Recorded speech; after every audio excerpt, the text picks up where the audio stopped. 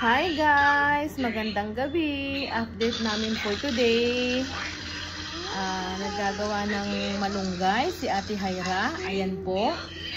Para sa dinner namin ngayon. At ako naman ay nagpapakain dito sa bagong gising. Bagong gising po ang pogi namin. Ayan. At saka ngayon din po pala na araw is birthday ni Baby Salim. Bali, nag-ano na kami kahapon ng gabi, nag-dinner na kami. Yan. Happy birthday, Baby Salim! Say thank you!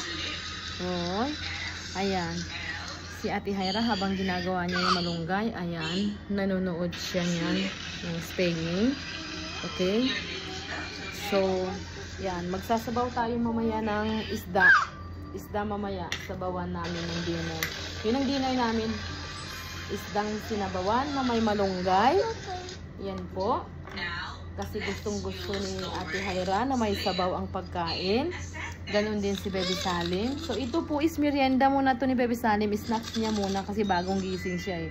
Iba pa po yung ano niya, dinner niya mamaya. Ate Haira, how is your school today? Good daw. Ayan. First day ng school niya kanina. Okay. So ayan. Kailangan nating maggulay ng malunggay para po malusog ang mga baby natin. Ayan. Ayan. Ayan po. Laging ganyan ang pinapanood nila. Si Teacher Aya po. Ayan. Ayan. Masaya ang baby namin. Hi, Baby Salim! Oh, di ba? Habang kumakain siya, naka-iPad yan.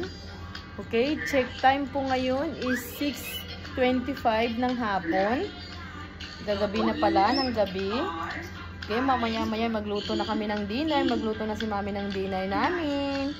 Luto na ako ng dinner nila mamaya. Okay? Bye ka muna sa vlog natin, Ate Haira. Bye! And sabihin mo, mag-subscribe sila sa YouTube channel natin. Okay? Yes.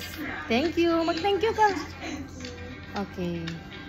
Yan, si Baby Salim. Yummy muna. Okay. Yan. Bye. Bye muna kami.